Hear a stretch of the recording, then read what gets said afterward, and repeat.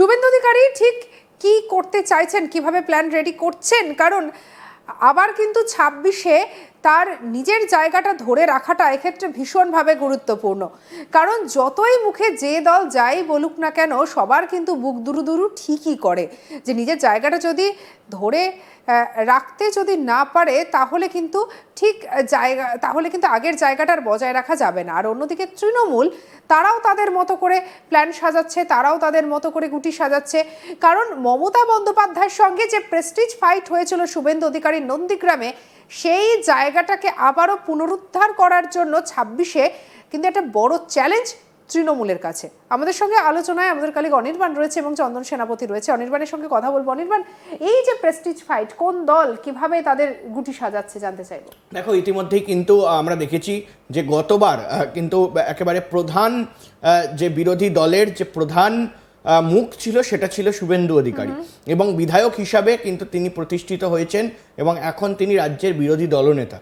ফলে সে জায়গায় দাঁড়িয়ে কিন্তু এই যে লড়াইটা ছিল, সেই লড়াইটা আমরা দেখেছি যে একেবারে যে 2021-এর যে লড়াই, সেই লড়াইতে মুখ্যমন্ত্রী মমতা বন্দ্যোপাধ্যায় চ্যালেঞ্জ করে গিয়ে নন্দীগ্রামে দাঁড়িয়েছিলেন এবং সেখানে কিন্তু তাকে হারতে হয়, কিছু ভোটের জন্য তিনি হারেন এবং সেখান থেকে বিধায়ক হন শুভেন্দু অধিকারী, এবং এটা একটা প্রেস্টিজ ফাইট ছিল। এবছর যে লড়াই হতে চলেছে, শুভেন্দু অধিকারী অবশ্যই তিনি তার জায়গায় দাঁড়াবেন, কিন্তু তৃণমূল কংগ্রেসের তরফ থেকে কে প্রার্থী হবে, আদেও কি ফের একবার মমতা বন্দ্যোপাধ্যায়, নাকি সেই রিস্কটা তিনি নেবেন, নাকি অন্য কেউ, নাকি অন্য একটা কোনো মুখ এই মুহূর্তে দেখা যাবে, সেই বিষয়টা কিন্তু এই মুহূর্তে সব থেকে বড় দেখার বিষয় রয়েছে। এবং তার পাশাপাশি বলে রাখি যে রাজনৈতিক কৌশল কিন্তু ইতিমধ্যেই শুরু হয়ে গিয়েছে। বেশ কয়েকটি পয়েন্ট এই মুহূর্তে রয়েছে, এসআইআর যেমন রয়েছে, তার পাশাপাশি কিন্তু কয়েকদিন আগে আমরা দেখলাম, কয়েক মাস আগে ভাষা আন্দোলন করলো তৃণমূল কংগ্রেস, এবং ভাষার পাশাপাশি কিন্তু ইতিমধ্যে 100 দিনের কাজ, বাংলার বাড়ি মানে আবাস যোজনা, এই ধরনের কেন্দ্রীয় প্রকল্পের টাকা নিয়ে কিন্তু সরব হচ্ছে।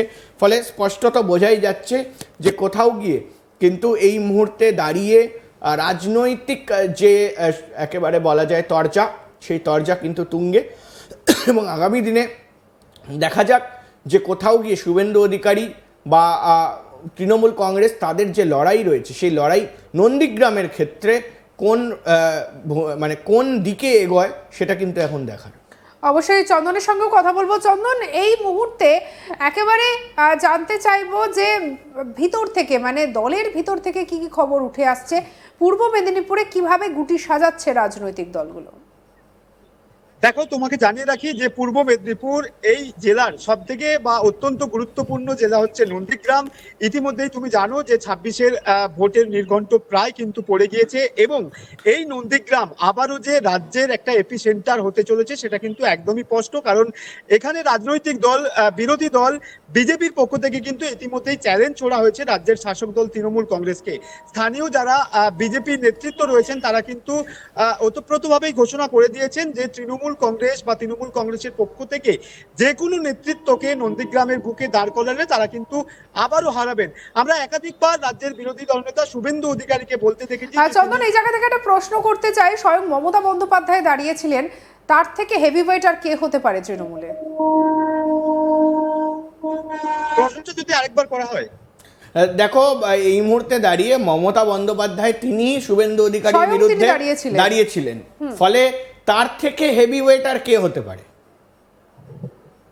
দেখো, মুখ্যমন্ত্রী মমতা বন্দ্যোপাধ্যায়ের যে হেভিওয়েট কিন্তু বিজেপি বা বিরোধী দলের পক্ষ থেকে আর কাউকে মানা হচ্ছে না। কারণ শুভেন্দু অধিকারী, তাকে যতবারই প্রশ্ন করা হয়েছে তিনি বারবারই কিন্তু একই কথা বলেছেন যে তৃণমূল কংগ্রেসের উপর নেতৃত্ব অর্থাৎ মুখ্যমন্ত্রী মমতা বন্দ্যোপাধ্যায়কে তিনি হারিয়েছেন। সেক্ষেত্রে যে কোনো নেতৃত্ব তারা যদি নন্দীগ্রামের বুকে শুভেন্দু অধিকারীর বিরোধিতা করতে আসেন তিনি ইজিলি তাদেরকে হারাবেন, এমনটাই কিন্তু আগেই নির্দেশিকা দিয়েছেন।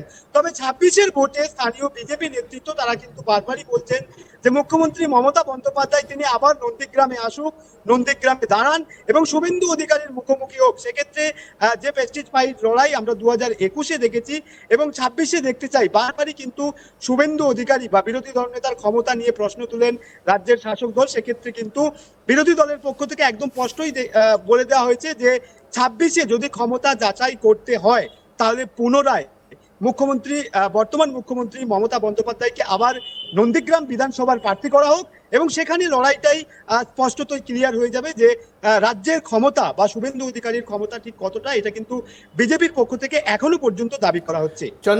চন্দন, এই মুহূর্তে একটা প্রশ্ন মাথায় এলো, সেটা হলো যে ঠিক 2026-এর যে নির্বাচন, সেই নির্বাচন আর কিছু মাস বাকি রয়েছে, তারই মধ্যে এসআইআর প্রক্রিয়া শুরু হয়ে গিয়েছে এবং তৃণমূল কংগ্রেসের একেবারে শাখা সংগঠন যেগুলো রয়েছে এই মুহূর্তে পূর্ব মেদিনীপুর বা নন্দীগ্রামে, তাদের তৎপরতা কতটা চোখে পড়ছে, তারা কিভাবে ঘর গোছাচ্ছে, তারা কিভাবে কাজ করছে, মানুষের সঙ্গে কিভাবে সংযোগ করছে, যে শুভেন্দু অধিকারীকে হারানোর কৌশল তো অবশ্যই রয়েছে, সেটা কি ধরনের কৌশল আছে, কি জানতে পারছো? দেখো অনির্বাণ দা, তোমাকে জানিয়ে রাখি যে শুধু যে জেলার তৃণমূল কংগ্রেসের নেতৃত্ব তারা এসআইআর ইস্যুকে নিয়ে বা সামনের 26-এর ভোটকে সামনে রেখে তারা যে মাঠে নেমে পড়েছেন তা নয়, নন্দীগ্রাম এমনই একটি জায়গা যেখানে রাজ্য নেতৃত্ব খুদ অভিষেক বন্দ্যোপাধ্যায় তিনি কিন্তু নজরদারি করছেন। আমি তোমাকে জানিয়ে রাখি একদম কারেন্ট আপডেট যে গতকালকেই অভিষেক বন্দ্যোপাধ্যায় তিনি পূর্ব মেদিনীপুর জেলা নেতৃত্বদের সঙ্গে একটি বৈঠক করেছিলেন, এবং সেখানে একদম স্পষ্ট নির্দেশিকা দেওয়া হয়েছে এসআইআর এর সময় যে সমস্ত বিএলও অফিসার প্রত্যন্ত গ্রামে গ্রামে বা বাড়ি বাড়ি যাবেন, সেখানে কিন্তু রাজ্যের শাসক দল তৃণমূল কংগ্রেসের প্রতিনিধি তাদেরকে কিন্তু যাওয়ার নির্দেশিকা দেওয়া হয়েছে, এবং এসআইআর এর পুঙ্খানুপুঙ্খ অর্থাৎ গ্রাউন্ড লেভেল থেকে যে রিপোর্ট আসবে সেটাও কিন্তু এখান থেকে সংগ্রহ করে যারা স্থানীয় নেতৃত্ব রয়েছে তৃণমূল কংগ্রেসের তাদেরকে কিন্তু নির্দেশ দেওয়া হয়েছে সেই রিপোর্ট সংগ্রহ করে রাজ্য নেতৃত্বকে পাঠাতে কিন্তু নির্দেশ দেওয়া হয়েছে।